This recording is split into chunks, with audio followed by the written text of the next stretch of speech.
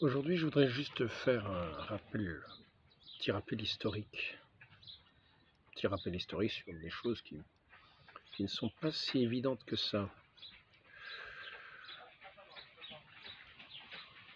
Il me semblait que de ce qui était de ce qui se passe actuellement, par exemple en Russie, il était évident qu'il y avait une tromperie des Occidentaux sur la manière d'agir en Ukraine.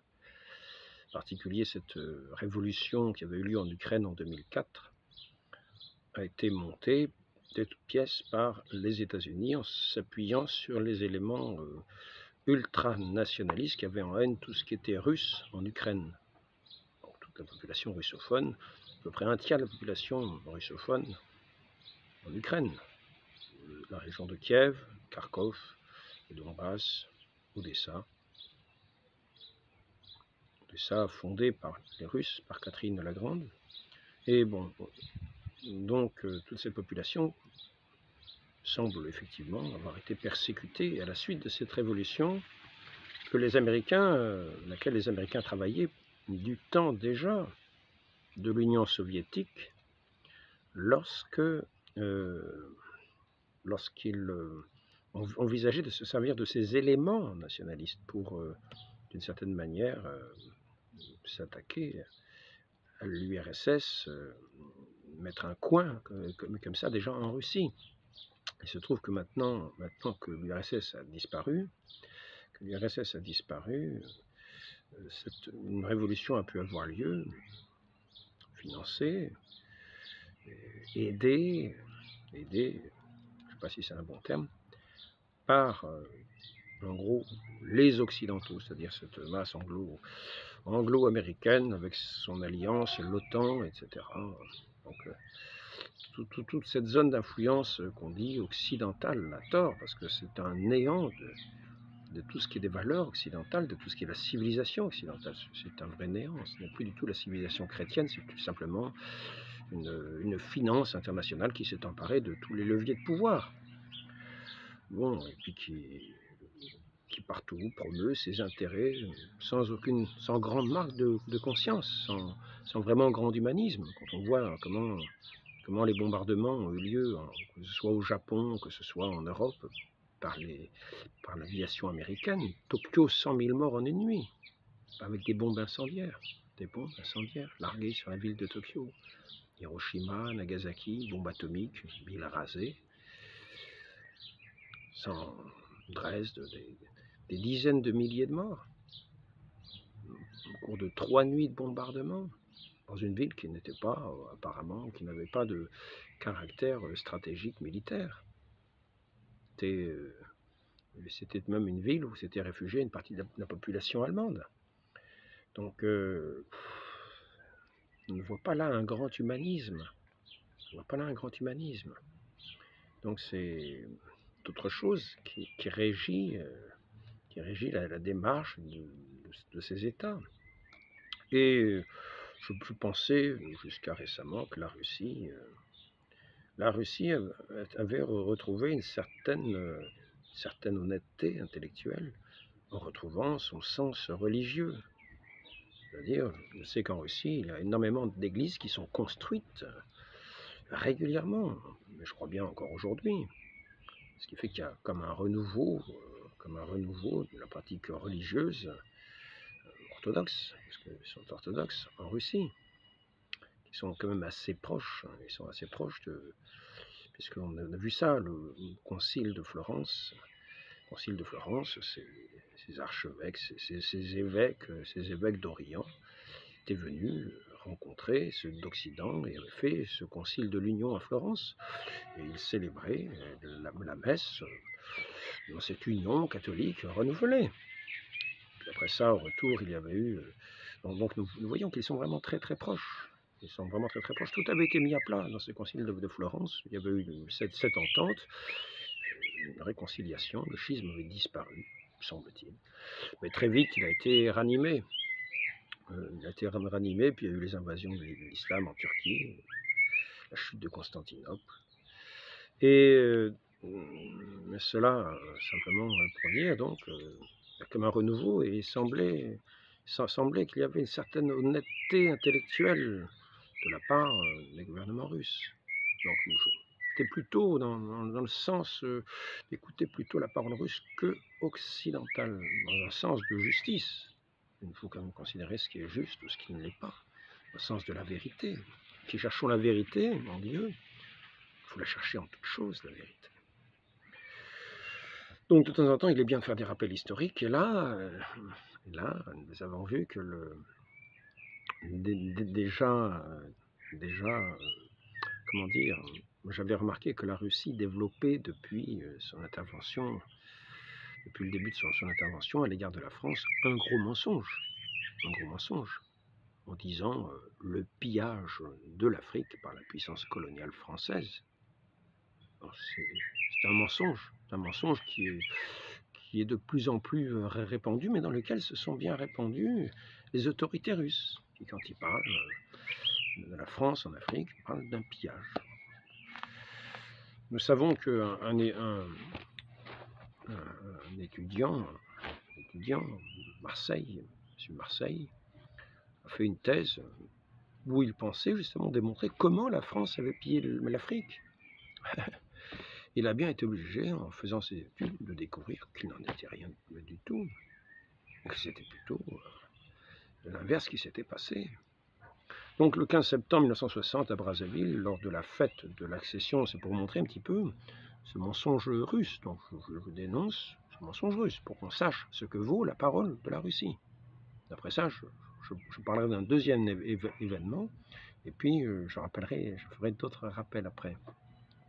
Le 15 septembre 1960 à Brazzaville, lors de la fête de l'accession du Congo à l'indépendance, un parachutiste français entreprend d'abaisser le drapeau tricolore, manifestant à haute voix son désaccord.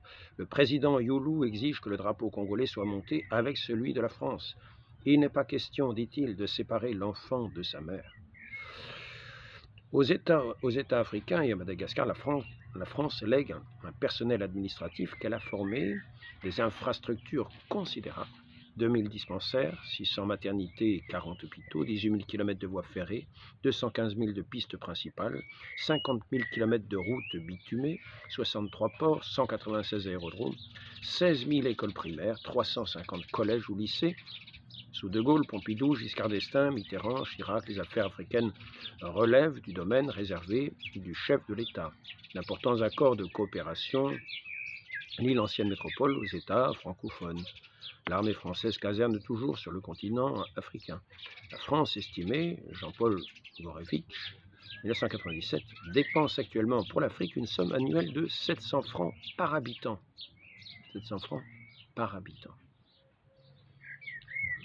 Pas trop comment parler du pillage de l'Afrique, du néocolonialisme. Aujourd'hui, 40 ans après l'indépendance, alors je vais essayer de trouver la colonisation a provisoirement sauvé en prenant en charge son destin. Ici, qu'est-ce que c'est? Ah voilà, le professeur à la Sorbonne Marseille était, dans les années 70, un étudiant d'extrême gauche. Il avait salué la décolonisation et projeté son espérance révolutionnaire dans le tiers-monde. C'est dans cet état d'esprit qu'il avait entamé une thèse de doctorat d'État, aspirant à prouver que le capitalisme et le colonialisme avaient exploité les peuples de couleur. Au terme de 10 années de travail, à sa grande surprise, il a été conduit aux conclusions inverses. L'empire colonial n'a pas enrichi la France, il l'a appauvrie. Dans les colonies, Jules Ferry voyait une source de débouchés pour les entreprises françaises afin de faciliter leur implantation, entreprendre des travaux, infrastructures lourdes, ports, routes, voies ferrées étaient cependant nécessaires. C'est l'État qui dut assurer le coup. Dès avant 14, il s'avérait que l'investissement colonial n'était pas rentable, à l'exception des secteurs marginaux, ce que les conservateurs reprochaient aux républicains lors de la campagne électorale de 1885. Les capitalistes s'en détournèrent, laissant le budget français assumer les besoins des colonies. À partir de 1930, l'Empire entrave la croissance de la métropole plus qu'il ne la stimule. Jacques Marseille appuie sa démonstration sur l'étude microéconomique des relations entre la France et l'outre-mer. Certains secteurs de production dépendent des colonies, d'autres non. Par exemple, l'industrie cotonnière exporte à 80% dans l'Empire, la chimie et la sidérurgie à peu près pas. Ce qui aboutit à faire exercer par les colonies un rôle artificiellement protectionniste pour les secteurs en voie de déclin, dont la chute est ralentie. Les matières premières outre-mer sont souvent négociées 20 à 25% plus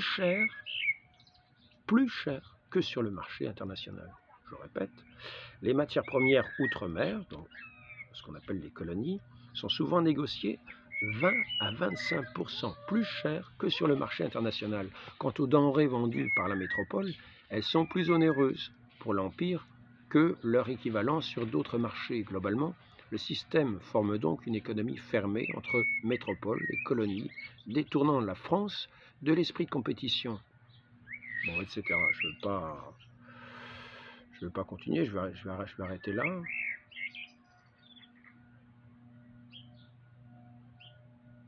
Au lendemain de la Seconde Guerre mondiale, la mécanique continue à tourner. Année après année, la France continue de procéder à des investissements gigantesques en Algérie et en Afrique noire.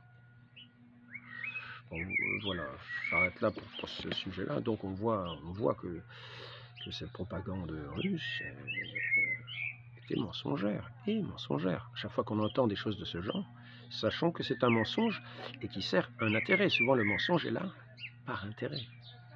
Donc ça sert les intérêts de certains. Nous ne savons pas lesquels, nous ne savons pas quelles sont les manœuvres subtiles. Mais le mensonge sert en général à abattre celui qui est dénoncé à tort, hein, qui est calomnié d'une certaine manière. Donc quand on veut abattre un chien, on dit qu'il a la rage. C'est le proverbe qui le dit.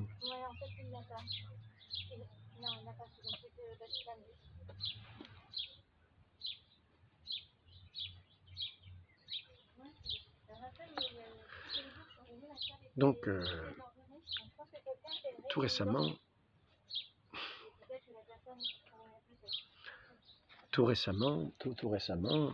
nouveau mensonge est paru parce que nous voyons que entre les relations entre la France et la Russie ne sont pas pour s'améliorer. Il y a en général historiquement une certaine amitié entre la France et la Russie. C'est ce qui était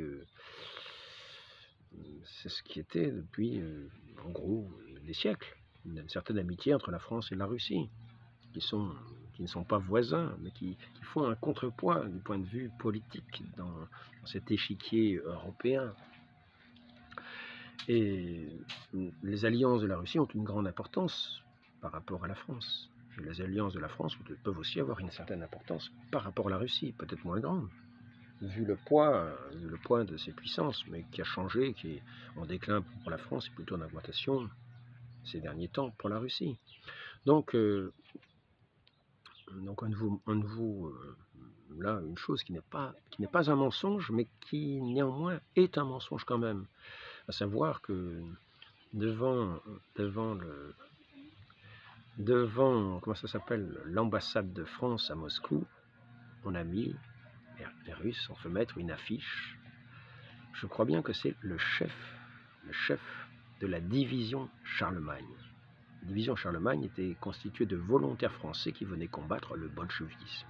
Donc ils sont allés sur le front de l'Est et qui s'engageaient dans les Waffen-SS. C'était une Waffen-SS. La division Charlemagne, mais une division qui a combattu les derniers temps à Berlin, même pour la défense, je crois bien, du Führer, d'Hitler, pas du Führer. Donc c'est quand même assez remarquable qu'une des dernières divisions qui a résisté, c'est cette division Charlemagne. Et donc son chef, le chef de cette division, est montré en affiche à côté de, comment ça s'appelle, à côté de l'ambassade de France à Moscou. En même temps, voilà qu'il y a un changement de perspective dans les alliances, dans la façon de parler de la France, dans la façon de considérer cette amitié avec la France. Et là, on change de langage. Donc, on est en train de dire la France, alors que nous combattions contre le nazisme. Nous, Russes, nous combattions le nazisme. La France pendant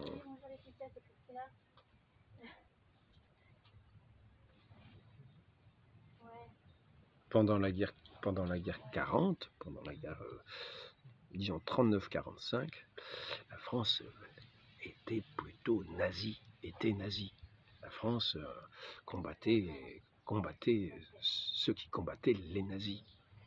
Et donc, en faisant l'histoire, je regardais un petit peu Wikipédia, en faisant l'histoire de cet officier, j'ai eu la surprise, effectivement, de voir que au début, après la défaite de la France, il a réussi à faire démobiliser contre ce que voulait le régime de Vichy, à faire démobiliser un régiment qui était composé d'étrangers, principalement de juifs. Et ça leur a évité d'être emmenés en captivité. Donc cet officier ne peut pas être tout noir.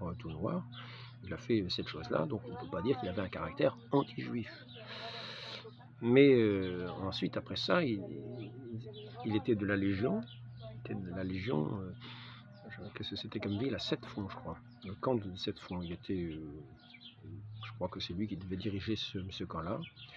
Et donc, il a combattu ensuite. Il est allé, pour une raison ou pour une autre, je ne sais pas, combattre sur le front de l'Est avec les Allemands contre les Russes. Et il est revenu en France. Et il a été décoré en France, apparemment, par le régime de Vichy. Donc là, vraiment, là on peut se poser quand même quelques questions sur le côté quand même très participatif et pas simplement d'une certaine manière en résistance, en faisant le minimum comme puissance occupée, parce qu'en 1944, ça s'est passé, où cet officier français était promu, je crois bien, général, avec l'ordre, la Légion d'honneur, etc. C'était en 1944, la France était quand même occupée, sans doute le régime de Vichy n'était plus qu'un État fantoche. Néanmoins, c'est une participation très active, le fait de le décorer, le fait de nommer général quelqu'un qui ensuite retourne combattre au front de l'Ouest. Donc voilà, et alors les Russes ont mis cette personnalité en montrant que les Russes étaient anti-nazis et que par conséquent, et que les Français, que les Français étaient pro-nazis. Simplement, il serait quand même bon de rétablir certaines choses. Nous étions un pays occupé.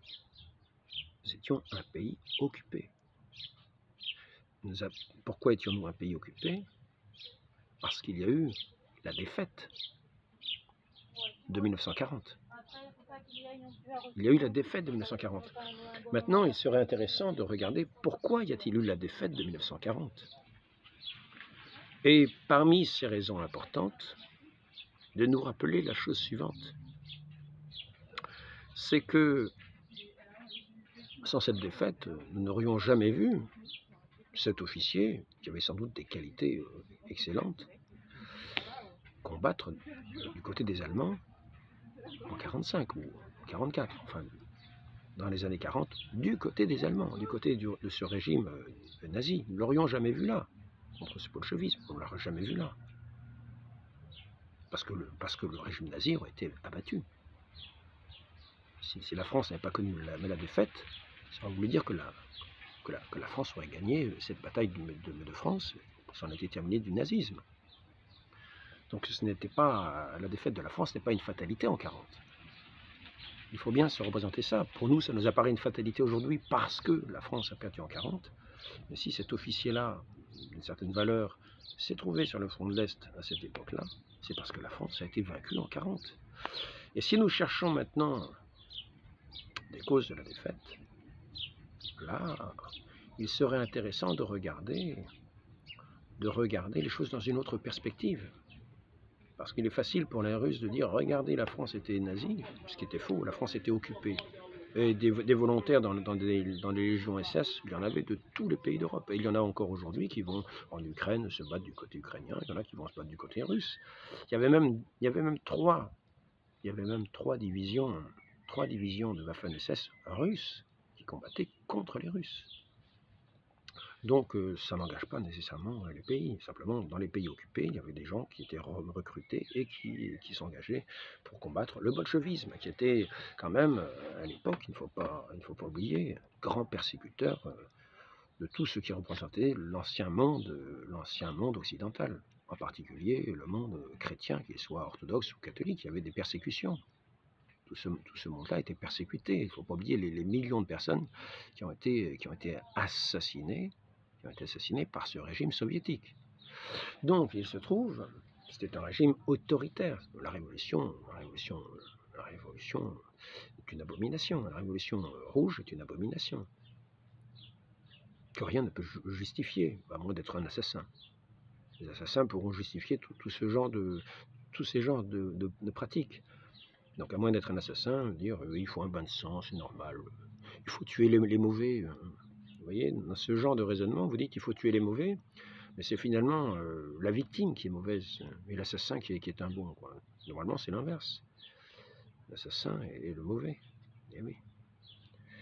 Donc un oubli dans cette propagande russe qui vise à changer un petit peu les alliances ou la façon de considérer la France aujourd'hui, c'est de dire la France était nazie. La France à l'époque, vous voyez, il y avait le chef de la division Charlemagne, voilà, il est là, il combattait du côté des nazis, il y avait la division Charlemagne, il combattait les braves défenseurs russes. Je tiens à souligner la chose suivante. Parmi les causes de la défaite en 40, une des grandes causes de cette défaite, c'est quelque chose qui s'est passé le 23 août 1939. Le 23 août 1939. Que s'est-il passé le 23 août 1939 ? Un événement qui s'est passé le 23 août 1939. Je ne vois pas trop. Qu'est-ce que ça pourrait être ? Tout simplement un pacte. Un pacte entre les communistes et les nazis. Tiens donc, qu'est-ce que c'est que cette histoire ? Ah ben ça alors, une alliance entre les communistes russes et les nazis. Oh mais c'est pas vrai quand même. Mais pourtant les Russes ont été les grands opposants du nazisme. C'est quand même incroyable. Qu'est-ce que vous me dites, frère Alain? Mais c'est insensé ce que vous dites. Ça s'appelle le pacte germano-soviétique entre les nazis du Troisième Reich et les communistes de l'Union soviétique. Staline et Hitler ont fait une alliance, une promesse de non-agression. Le 23 août 1939. Ah, ça alors, on apprenait une belle là. Donc les communistes et les nazis étaient alliés. Ah bah tiens, c'est bizarre quand même. Quand même, alors, qu'est-ce qui s'est passé après? Eh ben après, ça a permis aux Allemands, le 23, 24, 25, 26, 27, 28, 29, 30, 1er. 8 jours après, ça a permis aux Allemands d'attaquer la Pologne. Ah tiens, oh mais ça, c'est incroyable. Ah bon, les Allemands ont pu attaquer la Pologne parce qu'il y avait une promesse de paix, promesse de ne pas être que la Russie ne viendrait pas mettre son nez dedans. Et encore, c'est même pas tout à fait ça, vous allez voir. Donc, 1er septembre 39, après avoir signé le 23 août, quelques jours auparavant, le pacte de non-agression avec la Russie, eh bien, c'est la première attaque de l'Empire du Troisième Reich sur la Pologne, la pauvre Pologne. Et c'est une guerre qui va se passer très rapidement. Elle va se passer à la fin du mois de septembre, ça sera réglé. Et là, qu'allons-nous voir dans cette guerre? Voici que ces bons alliés germano-soviétiques, de ce pacte germano-soviétique entre les communistes et les nazis, s'entendent aussi bien qu'ils se partagent la Pologne. Les Russes ne se contentent pas de simplement dire ah bon, ben, on vous laisse faire, faites tout ce que vous voulez à l'ouest. Vous êtes garanti qu'on n'ira pas intervenir. Vous pouvez mettre toutes vos forces à faire ce que vous voulez, on n'interviendra pas. C'est quand même assez d'une bonne assurance, quoi. Parce que sinon, il aurait fallu organiser les choses autrement pour les Allemands. Ça aurait été éventuellement plus difficile. Ils auraient été obligés de prévoir une réaction russe. Et les Russes auraient pu effectivement intervenir. Si les alliances avaient été hautes, les Russes auraient pu intervenir. C'est un voisin de la Pologne, mais entre la Pologne et la Russie, ce n'est pas forcément le grand amour. Ça n'a jamais été le grand amour. Donc de voir que la Pologne est mangée par l'Allemagne, ce n'est pas un mal, d'autant plus que la Russie se permet de manger une bonne part de cette Pologne, sous les bons auspices de l'Allemagne. Donc ils s'entendent très bien à ce point qu'ils décident de partager entre eux la Pologne. Voilà, la première victime. Ensuite, que se passe-t-il? Est-ce que ce pacte germano-soviétique est terminé? Est-ce que ce pacte germano-soviétique est terminé après la campagne de Pologne, qui a eu lieu une semaine après que le pacte était signé entre les nazis et les communistes? Non, le pacte n'est pas terminé, le pacte tient bon. Donc maintenant, les Allemands vont pouvoir se tourner entièrement contre la France, sans mettre de division à l'Est, au cas où la Russie interviendrait, puisque de toute façon, il y a un pacte de non-agression, donc l'alliance est bonne. Les Russes ont tiré leur profit de cette alliance déjà vis-à-vis de la Pologne, parce que la Pologne faisait anciennement partie aussi de ce grand empire de toutes les Russies. Et nous voici maintenant en mai 40. En mai 40. Donc en mai 40, qu'est-ce qui se passe? Toutes les divisions du Troisième Reich sont concentrées sur la France. Et donc, c'est l'écrasement de la France. Est-ce que la Russie est intervenue? Non. D'ailleurs, il n'y avait pas non plus l'Amérique, qui avait, le traité de Versailles, a empêché que la France prenne ses défenses sur la rive gauche du Rhin, c'est-à-dire annexe de tout ce qui était rive gauche du Rhin par rapport à l'Allemagne. Donc au bout d'un moment, les Français sont partis de la Rhénanie, et puis ça a permis, ça n'a pas permis plutôt d'établir une bonne ligne de défense le long du Rhin, de prolonger la ligne Maginot un peu plus loin. Donc de ce côté-là, les Allemands, grâce à cet accord, les Allemands, les nazis, grâce à cet accord avec les communistes, les Russes communistes, ont pu utiliser toute leur force contre la France, toute leur force. Et par conséquent, je vais changer de côté, peut-être parce que là l'image commence à être assez mauvaise.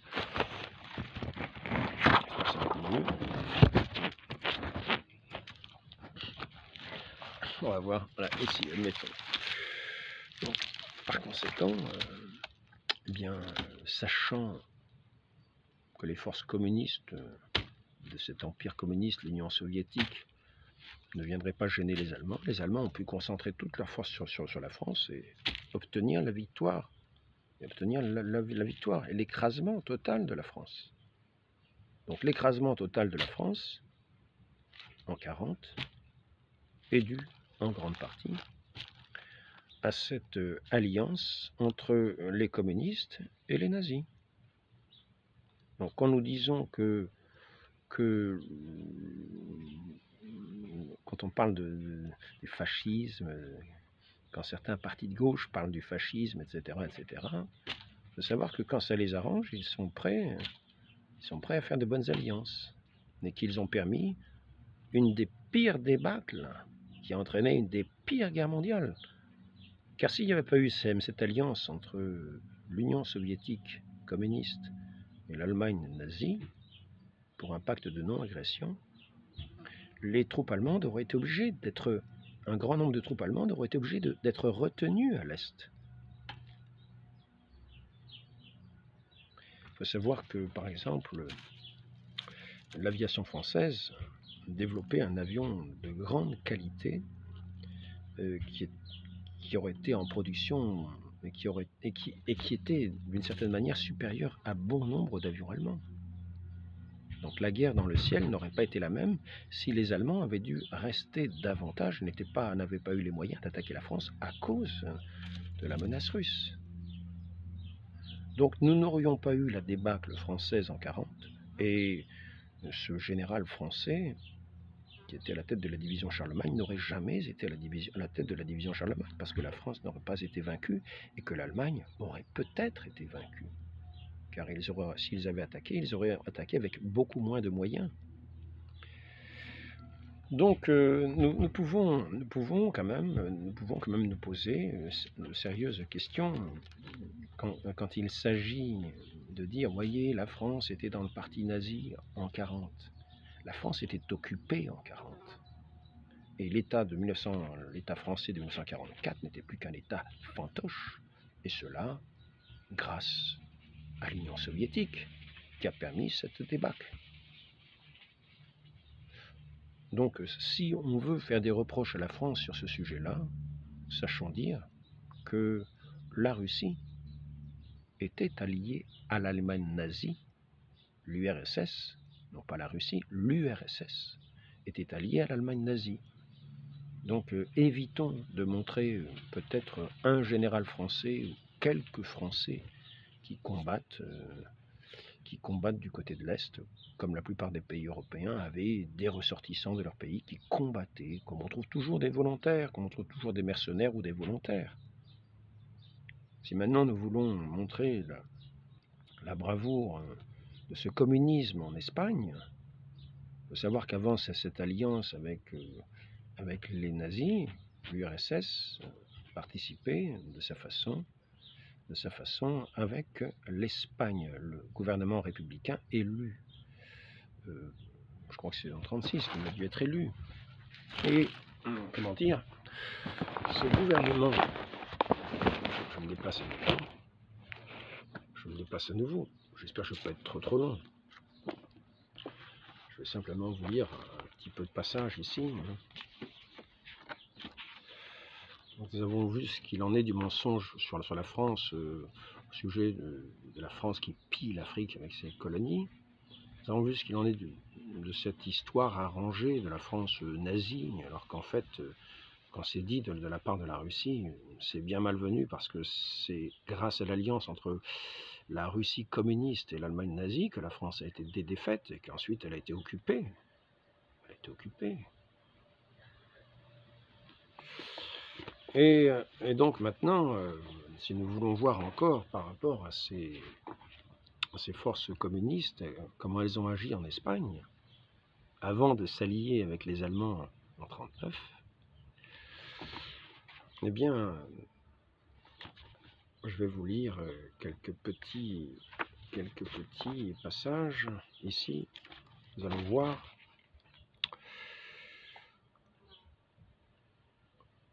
En 1931, les troubles saluant la proclamation de la République, incendie de couvents et d'églises, assassinat de gardes civils. En 1934, la grève générale lancée par la gauche après la victoire régulière de la droite aux élections, grève transformée en révolte armée dans les Asturies. En février 1936, le climat de violence entourant le scrutin, c'est en février 1936, donc ces élections de 1936 qui ont entraîné qui ont ensuite conduit à cette guerre d'Espagne, guerre terrible, guerre abominable, guerre ignoble, au moins d'un côté, quoi. Le climat de violence entourant le scrutin, et on pourra remarquer que c'est encore en dénonçant le fascisme, en dénonçant en dénonçant une certaine manière de tout ce qui était des tyrans, un petit peu comme à la Révolution française. On a dit « à bas le tyran, mort au tyran ». Mais finalement, on disait que le roi était le tyran, mais on oubliait de dire que c'était les autres, les assassins, qui ont assassiné le roi et qui ont assassiné des quantités de personnes. Je vous dirai peut-être un petit mot, comment comment ceux qui dénonçaient ces personnes odieuses, ces brigands, ces tyrans, ces personnes terribles, comment en fait ces personnes terribles, dites terribles, étaient les victimes, et que les terreurs en fait étaient leurs bourreaux, c'est-à-dire ceux qui dénonçaient au nom de la justice, au nom de l'humanité, au nom du droit, au nom de l'humanité, au nom de tout ce qu'on veut. Donc ici, 36, en février 36, le climat de violence entourant le scrutin qui confie le pouvoir au Front populaire, la surenchère révolutionnaire des anarchistes et des trotskistes manifestée par l'incendie de centaines d'églises et de couvents, le viol et l'assassinat de religieuses, le pillage du siège des partis de droite, les menaces physiques contre leurs orateurs au Parlement, le meurtre du député monarchiste Calvo Sotelo, le dirigeant le plus populaire de l'opposition, fait tout basculer. Le soulèvement éclate le 18 juillet 1936. Les chefs militaires, pour la plupart, ne sont ni fascistes ni monarchistes. Plusieurs sont même républicains et francs-maçons. Franco, selon Bartholomé Benassar, est à peu près indifférent aux idéologies. Le mouvement n'est pas dirigé contre la République, mais contre la dérive bolchevique du Front populaire. Donc, en fait, c'est le bolchevisme qui veut s'étendre à l'Espagne. On peut comprendre que certains aient voulu mener une croisade anti-bolchevique. Quand vous voyez ça, massacrer, ils ont fait quand même déterrer des religieuses en Espagne pour pouvoir les fusiller, en faisant processionner le brave peuple révolutionnaire devant ces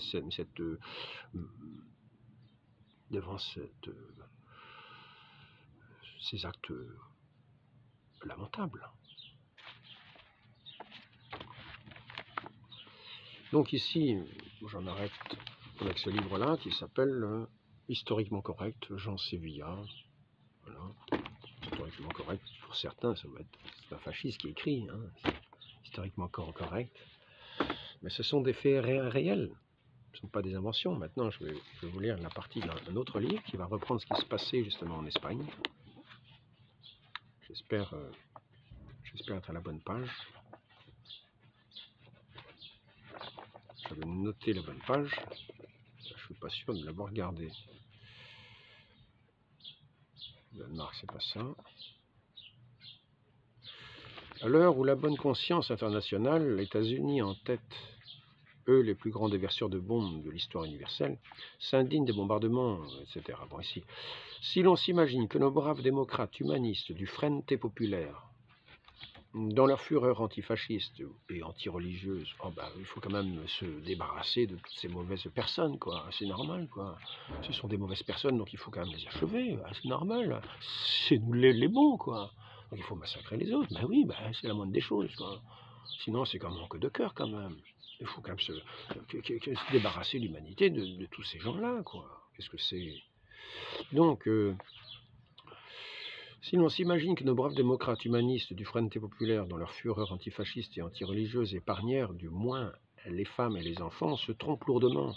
Dès les premiers mois de 1936, les sinistres Tchékas, inspirés de la non moins sinistre Tchéka soviétique, constitués de milices anarchistes et communistes, exercèrent une barbarie à peine imaginable sur tout ce qui n'était pas idéologiquement correct, sur toutes les catégories sociales indésirables allant du propriétaire terrien et du patron d'usine, en passant par les professions libérales, jusqu'aux petits commerçants et petits paysans, sur tous ceux enfin qui avaient le malheur d'être simplement catholiques. Tout ça, mais ce sont des personnes abominables, vous ne vous rendez pas compte, non? C'est la honte de l'humanité, c'est le fascisme, tout ça. Il faut abattre le fascisme. Il faut se débarrasser de tous ces gens-là, vite aux armes. Donc, et nous sommes les bonnes personnes, nous aimons le genre humain. Nous disons ça au nom de notre amour du genre humain. Nous n'avons pas de haine. Non. On fait notre devoir, simplement. Notre devoir antifasciste. Donc, et tous ces titres, leur sauvagerie s'abattit autant sur les femmes que sur les hommes. C'est ainsi que Carmen Garcia Moyon fut brûlée vive à Torrente, à Valence, le 30 janvier 1937, uniquement à cause de sa fonction de catéchiste. Les miliciens l'arrosèrent de gasoil et y mirent ensuite le feu dans une sorte de parodie médiévale. La religieuse de la compagnie de Sainte-Thérèse, Mercedes Prat, professeure à Barcelone, fut torturée et dut subir plusieurs simulacres de fusillade avant d'être assassiné par les miliciens à l'aube du 24 juillet 1936. Il faut savoir que c'est à ce moment-là que va se lever la résistance de ce qu'on appelle, le vilain Franco. Ah oui, vous vous rendez compte, il a résisté à la République, c'est pas vrai quoi. La République, c'était le Front populaire, c'est ceux qui faisaient les exactions que nous allons voir. Une partie, parce qu'il y en a eu tellement d'abominations, il y a tellement horrible. Les religieuses de la compagnie de Sainte Thérèse Mercedes Prat, professeur à Barcelone, fut torturée et dut subir plusieurs simulacres de fusillade avant d'être assassinée par les miliciens à l'aube du 24 juillet 1936, sur ce vaste abattoir que fut la route barcelonaise de la Rabasada. À Anzuaga, Badajoz, le 30 août 1936, les miliciens du Front populaire avaient constitué un tribunal qui en réalité était un centre de torture. Ce même jour, ils traquèrent dans la campagne 21 prisonniers, mains attachées, pour les chasser et les abattre comme des gibiers. Quelques jours auparavant, à Sinuela, toujours Badajoz, ils avaient assassiné toute une famille gitane qui campait dans les environs.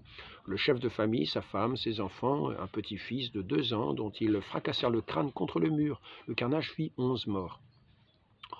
Oh ben, c'est sûr qu'on n'a pas besoin de nazis à ce point-là. Hein. Des bons fronts populaires, des bons tchékas, ça suffit. Ça suffit. On peut mettre le feu à la ville, on peut dire, parce que c'est vrai, il faut quand même que les mauvaises personnes disparaissent. Il faut leur fracasser la tête, puis même s'ils n'ont pas le temps de devenir mauvais, parce que ce ne sont que des enfants de 2 ans, bah, ils le deviendront ensuite, donc il faut s'en débarrasser maintenant. Hein. À Villanueva de Castellón, ils tuèrent d'abord le père de famille à coups de couteau, puis le fils et ensuite une fille de 24 ans, mariée depuis 10 mois et enceinte du 9e mois, qu'ils poignardèrent aussi, et comme étant morte, son bébé n'était pas sorti, ils arrachèrent l'enfant avec leur couteau, le prirent par le cou et le fracassèrent contre le mur. C'est réjouissant. Hein. Vive la Fronta Populaire. Hein. Viva, viva, viva. Bon front de gauche. Hein. Bon front de gauche. La justice, en face, ce sont des fascistes. Ouais. Revisons l'histoire un petit peu. Ça nous fera du bien de réviser l'histoire, de connaître ces choses-là, parce que le début de la Révolution française et tout le reste de la Révolution française n'est pas plus est à l'avenant. Hein, c'est la même chose. Le roi est un tyran. Oui, mais en attendant, ceux qui ont été vraiment les tyrans sont ceux qui l'ont assassiné, avec un faux procès, mais qui ont écorché vif des tas de pauvres gens qui ne demandaient rien à personne, qui simplement ne voulaient pas participer, ne voulaient pas mettre la cocarde bleu, blanc, rouge, ne voulaient pas faire ceci. Voilà. Donc, contre leur conscience. Si on baptisait les gens de la même façon, j'aime mieux vous dire, il n'y aurait plus beaucoup d'âmes d'impies. Hein. Les impies, il n'en resterait plus. Hein. Mais simplement, du point de vue chrétien, on ne peut pas forcer les gens au baptême. Parce que sinon, ce baptême ne porte pas son fruit. Parce qu'on baptise, c'est une régénération. C'est une régénération de l'âme. Hein. Le baptême est une régénération de l'âme, il faut en avoir le désir. Donc si on n'a pas le désir, on ne peut pas baptiser des gens. C'est inutile. Donc, ils poignardèrent aussi, il en était au 9e mois, poignardèrent aussi, et comme étant morte, son bébé n'était pas sorti, ils arrachèrent l'enfant avec leur couteau, le prirent par le cou et fracassèrent contre le mur. Très similaire fut l'extermination de la famille Rodrigo Hermosilla à Cifuentes, Guadalajara, le 4 septembre 1936, un carnage de 10 personnes, dont 3 personnes âgées, et le viol, la mutilation et la mort de la mère de famille. Voilà, ça, en plus, s'il y a un petit peu de sous à prendre ici ou là, dans une banque ou autre chose, pourquoi s'en priver hein. Très similaire fut l'extermination. Voilà, ici, les violences des Rouges contre les femmes atteignirent des paroxysmes abominables, tels le viol et l'assassinat des sœurs du consul d'Uruguay, Consuelo et Dolores Aguila Mela Diaz, de 18 et 23 ans. Ces 2 croyantes ferventes, comme citoyennes étrangères, portaient un bracelet distinctif qui, en principe, aurait dû leur assurer l'immunité. Les miliciens communistes, en lien avec la Passionaria, cette sublime humaniste, les séquestrèrent, les violèrent et les assassinèrent, abandonnant leurs cadavres sur la route. Les viols sont un fléau traditionnel des guerres, mais ceux perpétrés par la terreur rouge se distinguent à la fois par leur quantité impressionnante et leur cruauté macabre. Il rappelle quelque peu les viols commis par les Turcs dans les Balkans au XVe et au XVIIe siècle, du XVe au XVIIe siècle. Non seulement sur les femmes du reste, mais aussi sur les hommes. Parmi les agitateurs soviétiques appelant au viol massif en Espagne, se distingue en particulier une femme, Ella Ehrenburg. Ella Ehrenburg, 1891-1967, correspondante du journal soviétique Izvestia, durant la guerre civile.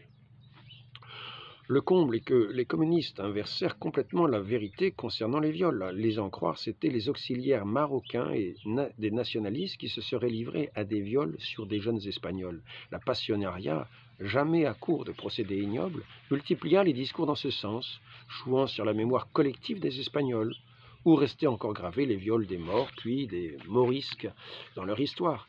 Des études historiques ultérieures ont démontré depuis qu'il s'agissait d'un simple tour de la propagande communiste, toujours aussi mensongère. Les Marocains de l'armée franquiste pratiquaient volontiers le pillage, mais non le viol.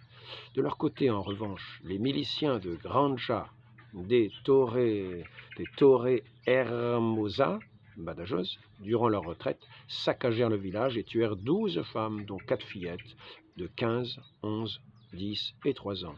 Leurs cadavres furent entassés à la porte du cimetière et les troupes nationalistes les découvrirent.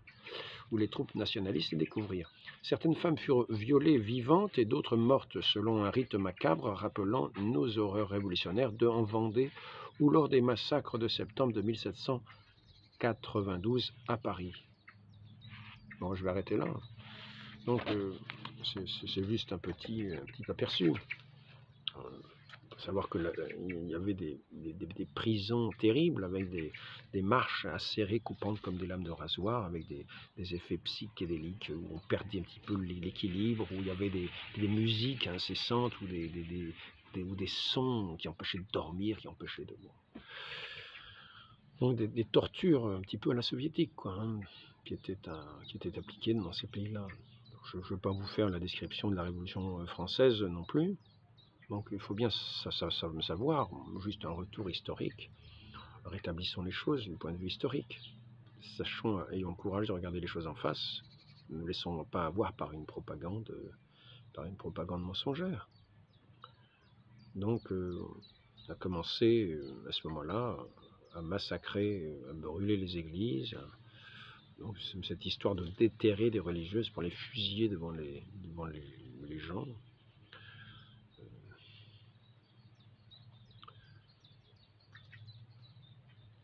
Il s'agit simplement de remettre les choses en ordre,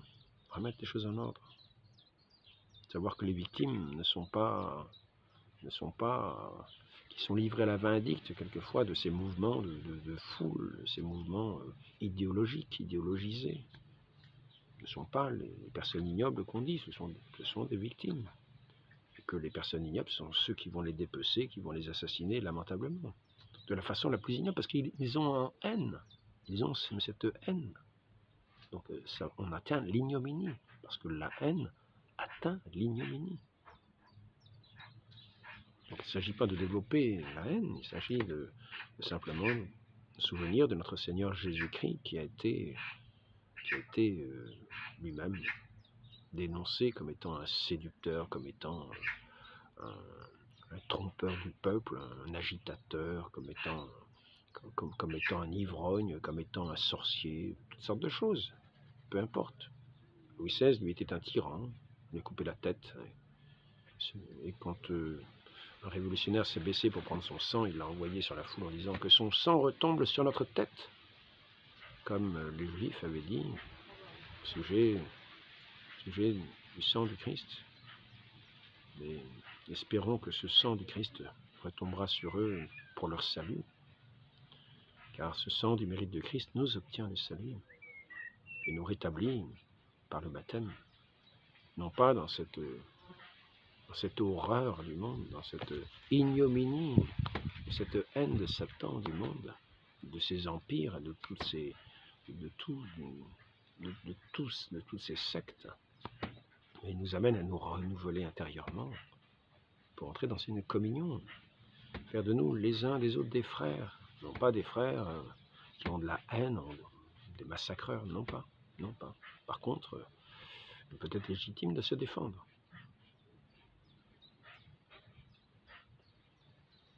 Comme disait Saint Jean-Paul II, n'ayez pas peur. N'ayez pas peur, mais prudence. Prudence en ces temps qui risquent d'être agités. Prudence, prudence. N'ayez pas peur, mais prudence. Évitons de faire tomber nos cœurs dans tout ce piège de la haine qui peut si bien, par les yeux et les oreilles, pénétrer nos cœurs. Ayons au fond de nous ce modèle de notre Seigneur Jésus-Christ, qui est allé jusqu'à mourir pour notre salut, par amour pour nous, sur la croix, pardonnant à ses bourreaux. Demandons cette grâce d'avoir ce cœur uni à notre Dieu, dans cette paix que lui seul nous donne, au milieu de tous les troubles. Gardons notre humanité. Gardons notre humanité. Ne tombons pas dans la vindicte. Demandons cette grâce à la très sainte Vierge Marie. Essayons de tirer des leçons de l'histoire, de ne pas entrer dans le mensonge. Et de ne pas accuser faussement aussi tous ceux qui par le passé ont été des saints et qu'on a fait passer pour des assassins. Cultivons leur mémoire, prions pour tous ces gens qui ont subi tant de peine, tant de misère. Prions aussi pour les ennemis, nos ennemis, ainsi que nous y invite notre Seigneur Jésus-Christ. Au nom du Père et du Fils et du Saint-Esprit, ainsi soit-il.